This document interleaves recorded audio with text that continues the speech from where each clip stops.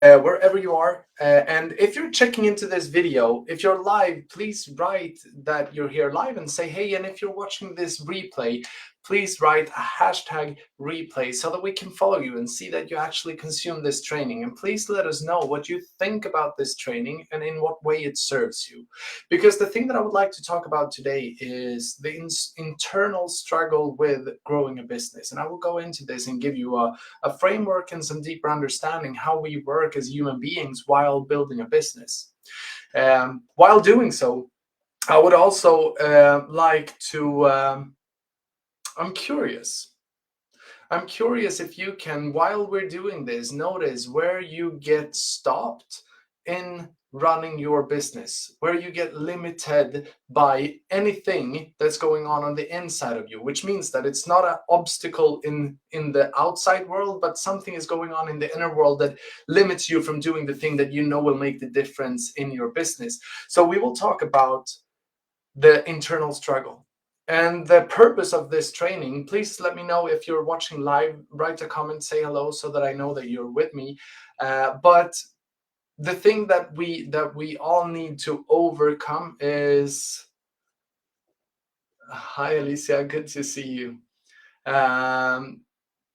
Awesome. So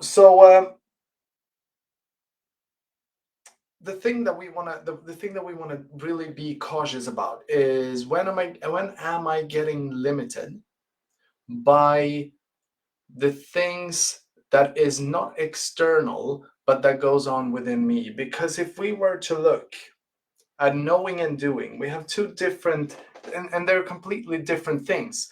And there is a saying that says that almost knowing a phone number is equally worthless as knowing as not knowing any part of the phone number, because if you don't press the right digits, you won't get to the destination and have a conversation with the person that you are with and that you want to talk to. So if we were to look at this, there are strategies.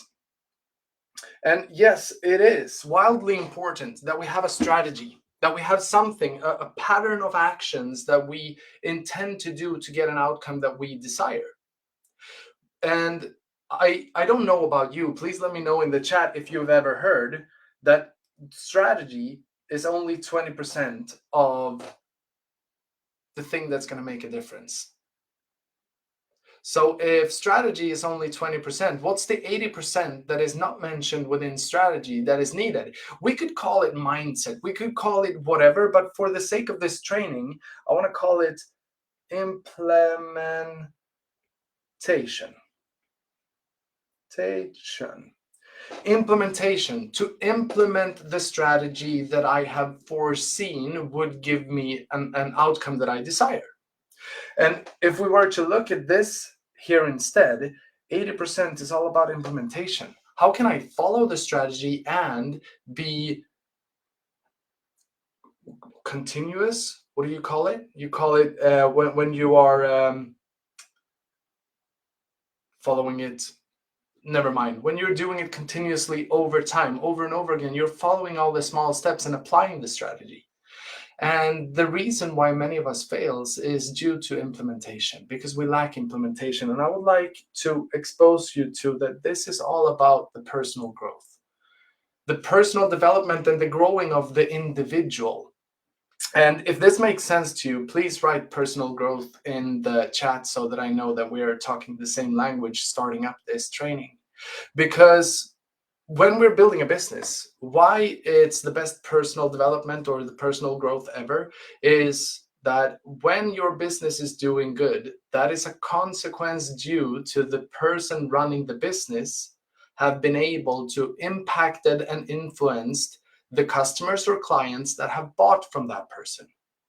Which means that in order for me to gain any results in my business, I need to I need to be able to influence people. I need to run my business in a way so that someone out there is prepared to give me of their money in order to be able to work with me.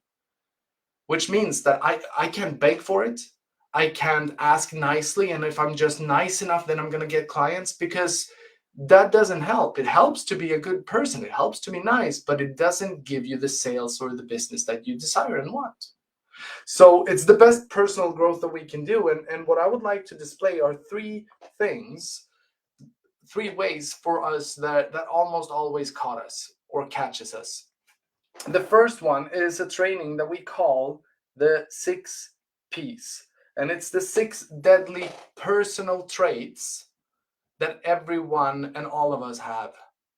I am not going to go into those in detail, but what I would like is I would like to give them to you in a separate training, so you can decide later on. I will make sure that I will send you, like, give you an opportunity to opt in to have it sent to you. The reason why I don't want to go through it is because it's 45 minutes long and I don't want to take that time. But what the 6 P stands for is the perfectionist, the procrastinator, the periodic worker. We have the pleaser. We have the imposter syndrome, and then the last one is that we have our pride and our ego.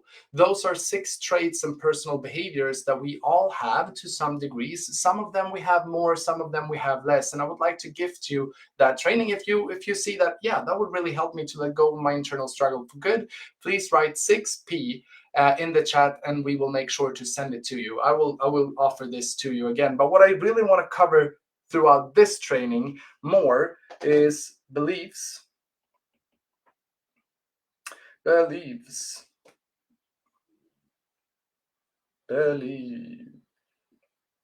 It says beliefs, and I know it's misspelled. I don't know how to spell it. That's fine. And values.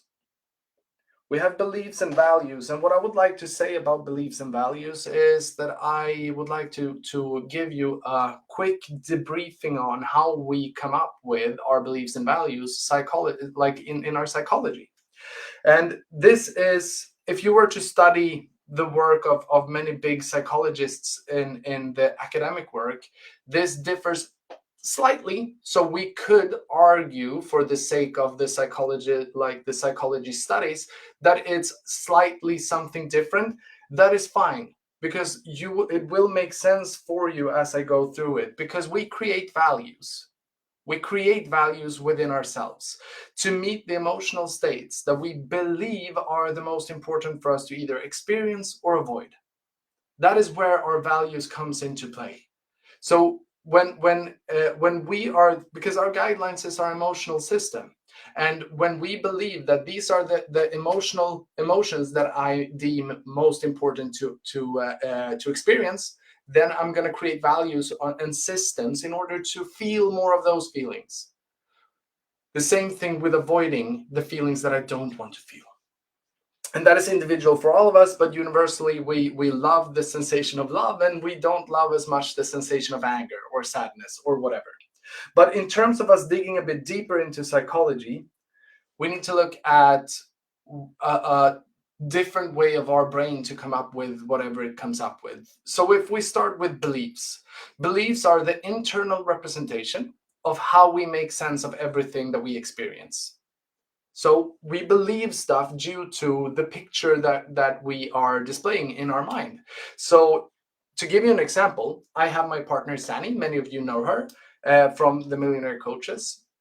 If I were to go up to her and tell her what she means to me and tell her that I love her, she would get an internal representation of how I show up for her, and she would feel stuff. I hope, or my intention would be, that she feels that it's a good thing. She feels that she is being contributed to. But if I were to go and use the same words to a stranger in the streets, that person would if that person is sane, that person would be very uncomfortable and scared. If I go up to a complete stranger and say, "Hey, I love you. You look awesome. You're the most beautiful person that I've ever seen," because it's how it shows up for this person. With Sani, it's great, and with a stranger, it's very weird. So that is the internal representation of how, and then when we want to make sense of it, is due to the experience, and then we translate beliefs to meaning. Meaning comes from our capability of making sense of our internal representation. So the internal representation is there, and then we create a meaning about it. And I'll like to just say very shortly what that could look like. So I believe in my life, stupid thing, that I cannot fly. I believe it so much so that I would say that I know that I can't fly.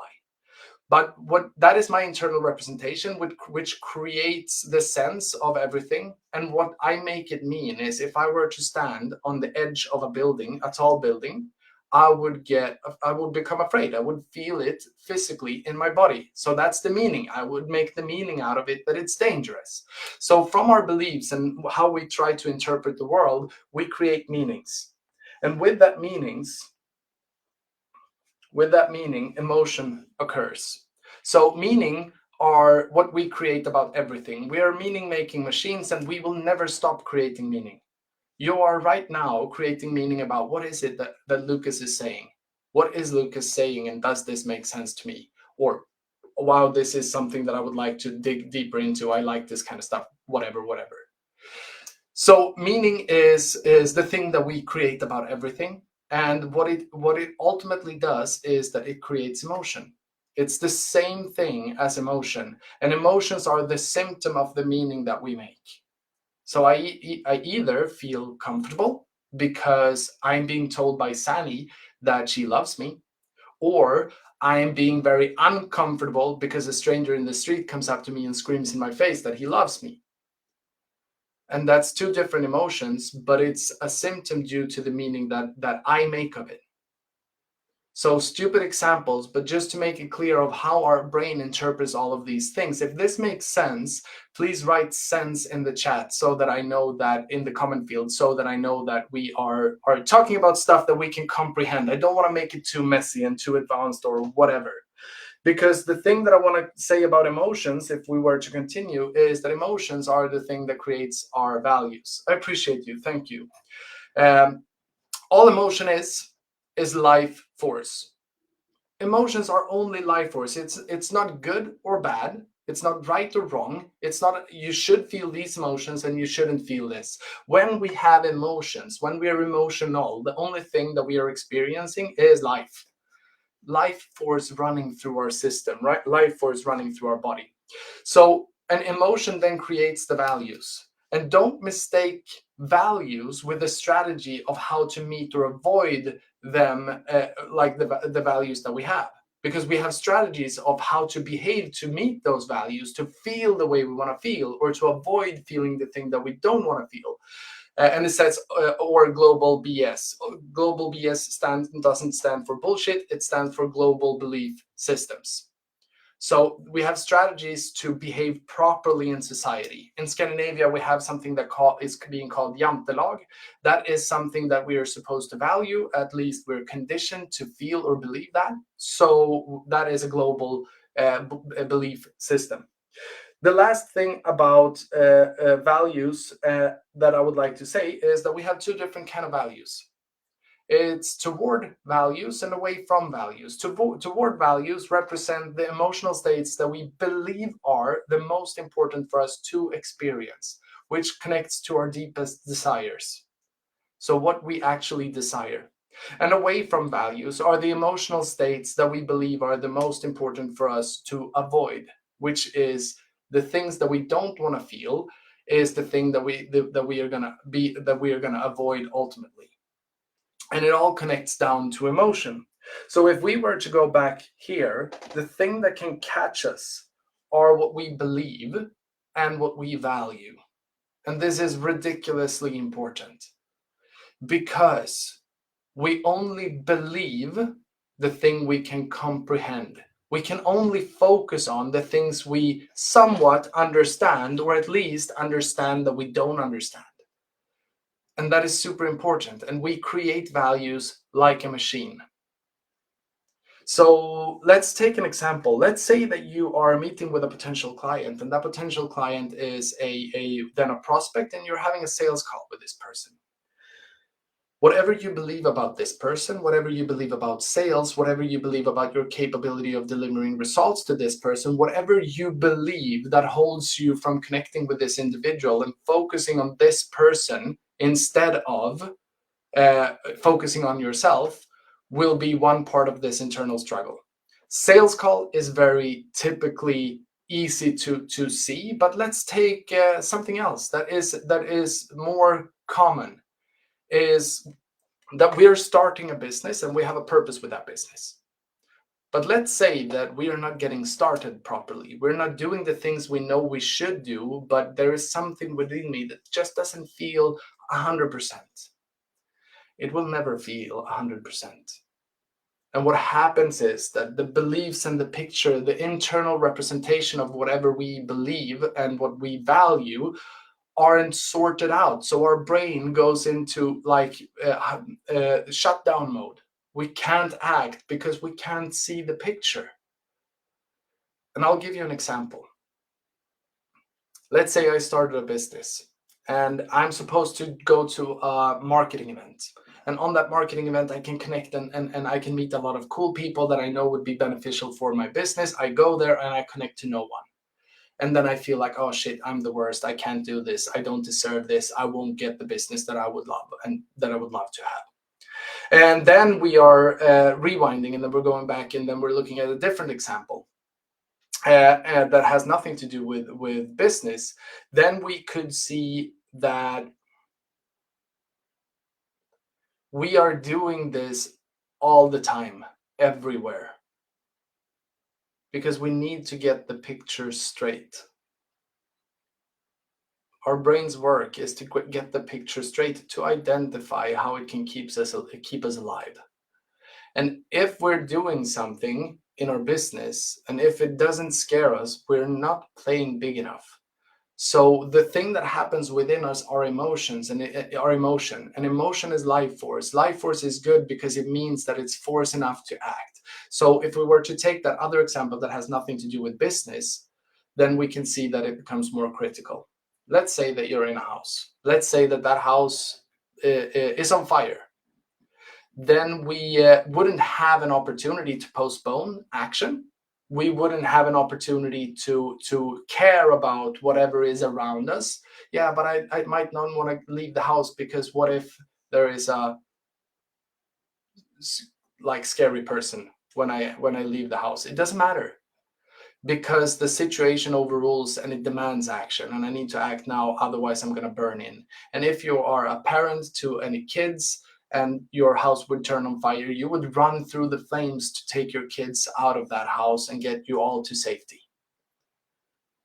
So the action exists within all of us. If we have a strategy that we deem like, this is a cool thing, this is something that I could do, this is not just an idea, but something that I'm prepared and ready to act on, then you need to act on it, to set yourself free and see, does it work, doesn't it work, to learn from it, or to guide you towards the thing that is gonna have you step up to the next level.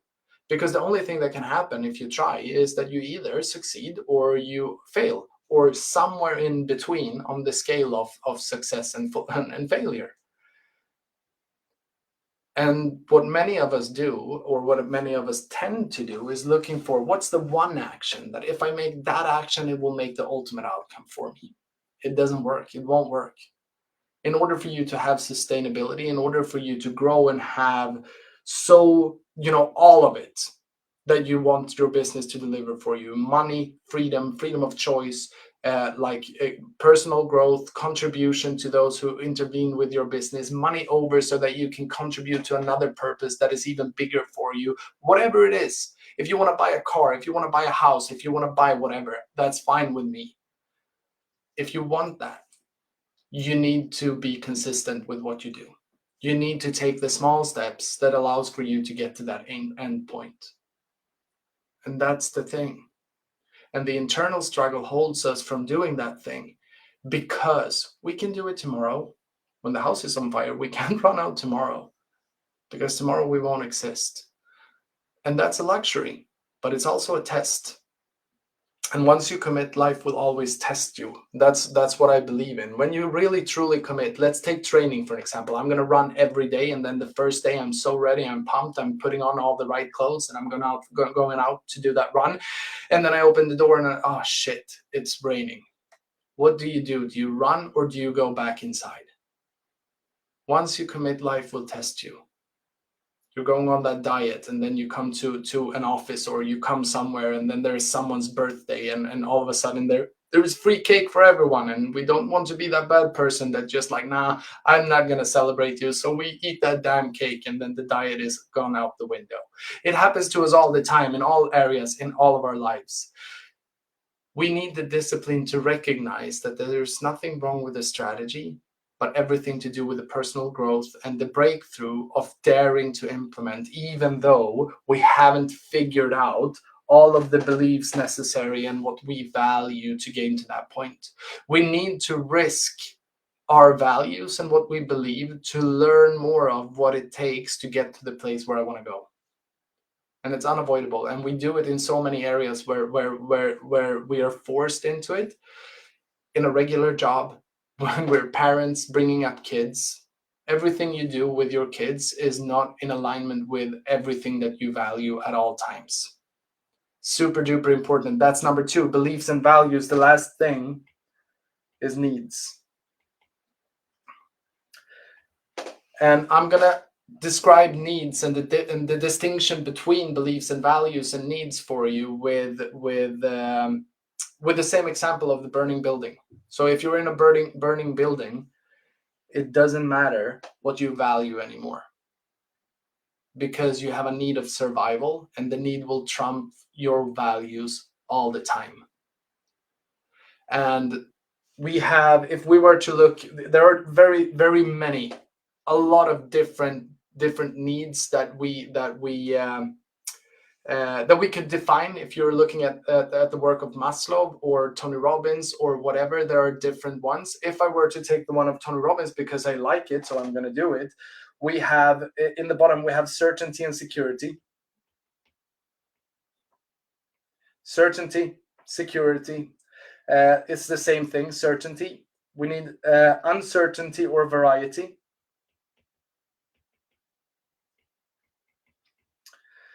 We have, then after that, we have significance.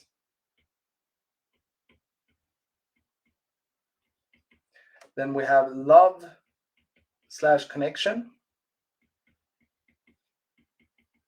And then we have 2 more spiritual needs, that is growth and contribution.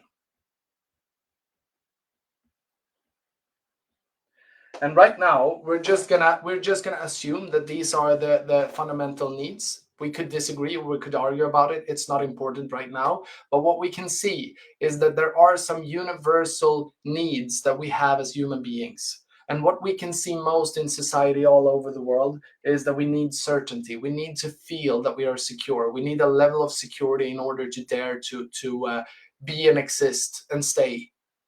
Certainty is, without certainty, then you're not safe. Without feeling safe, you're gonna need to feel safe. So if you feel that you're in harm, it doesn't matter what you believe or what you value, you will find, how can I get back to certainty? How can I get to safety? How could I feel safe and secure?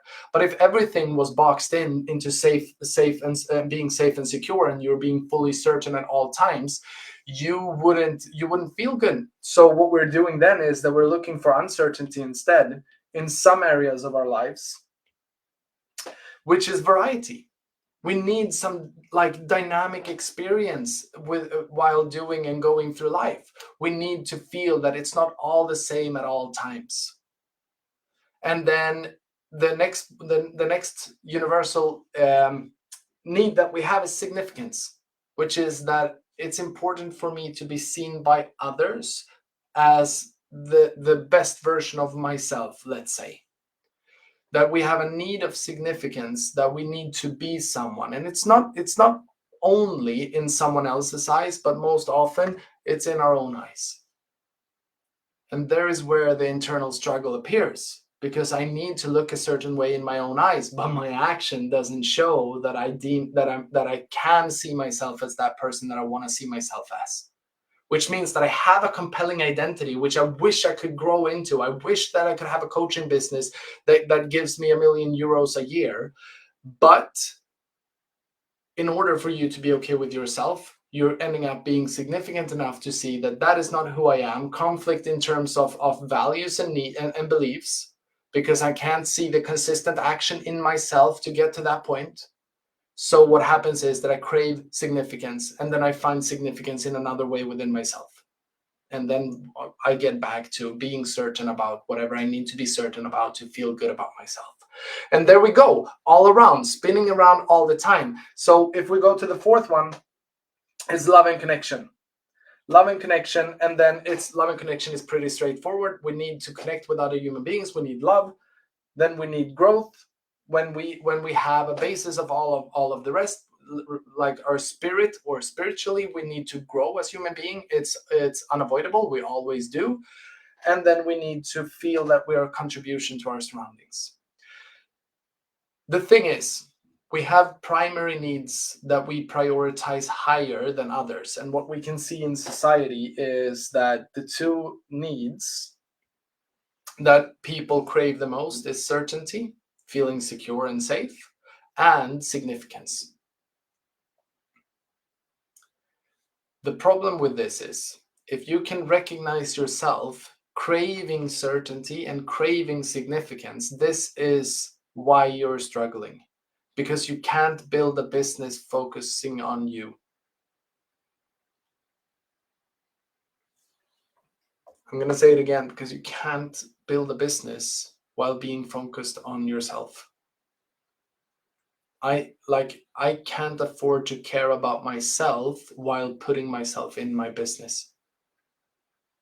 Which means that if we were to do this even more advanced, which I'm gonna try not to do, but then we have values and beliefs as the person, if I'm taking myself, Lucas Sköld, have values and beliefs that I can't afford to prioritize while working in my business, because my business is an entity of itself and it needs its own values and beliefs.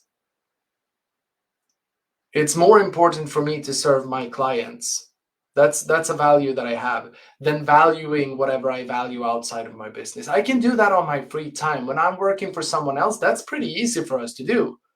Well, I don't like to go step up in the morning. I value sleeping in. And it's not like a core value that my life is revolving around me sleeping in, but we can't afford it if we are hired by someone else and that person wants us to be at the office at a certain time. On the contrary, we can find out in our heads that, yeah, I can sleep in, I have my own business, so whatever. Which means that we're not doing our business the favor that the business is craving. The business needs someone to take charge. So when it comes to running a business, it is really all about the personal growth that we either experience or doesn't experience. Hi, good to see you. Good, thanks for checking in. So I love the 6 Ps. Yeah, 100%. The 6 Ps are really, really crazy. So I hope that you could gain something out of what we're talking about in terms of beliefs and values and how they differs from needs. The last thing that I want to clarify is that needs will always trump beliefs and values. So every one of us has a value, I believe. Not that now, this is me assuming, but I believe that we all share the same value, that we shouldn't punch or push people while walking down a street. That's something that I believe that is important. But let's say that I'm walking down a street and there is a crowd forming in that street, and in the middle of that crowd there is an old man like in desperate need of help. No one helps, and this old man might be dying, and everyone just stands still, frozen. What happens to the value of not pushing people? Does it become a priority or no? Please write it in the comments. Does it become a priority or no?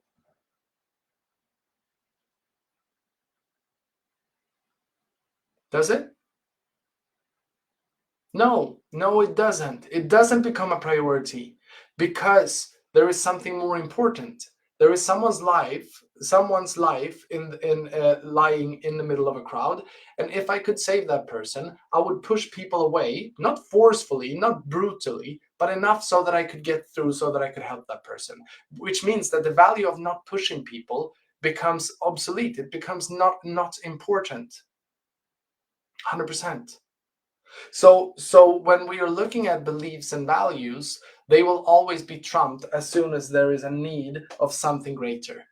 So let's say that we prioritize certainty, and you believe that you can run a business, that you have what it takes, and you value what you're doing, which is being a coach, helping people to achieving breakthrough results for themselves in their lives, then we have the beliefs and we have the values in place. But since we have a need for certainty, we can't be uncertain about anything, which means that the need will trump what you believe and what you value. So if you have a need for security and safety, then you might want to look in how could I work with that? How could I gain even though this is the case? And if you're jumping on just now and haven't been with us from the beginning, please write in the chat or in the comment field that you are with us. The last thing that I would like to do is I would like to benefit you with this gift. I would like to give you the training, let go of your internal struggle for good. This is a 45 to 50-minute training that is in a video format that we will send to you if you write in the comment field 6Ps, and then you will get the full training on the last part of the 3 ways that we can get caught by. So the 6Ps, if you want it, please write it in the chat so that we know that that you want it, so that we can send it to you. Obviously, completely free. We'll just send it to you. I appreciate you guys. Lastly, if you've been here and have invested your time for half an hour, I'm so sorry. It's been a long time. I didn't mean for it to go on for so long. But if you have invested a half an hour looking at this training, I would be very curious, and I would like to ask you, what did you take away from this conversation, and in what way can this help you to actually see that it's okay for you to prioritize the strategy long enough for you to see implementation through, to really try to see what you would benefit from it. I would love to see that in the comment field. And until we meet again, I am super blessed to have you in one of our groups. I appreciate you. Take care and have a great Thursday, and I'll see you very soon. Bye for now.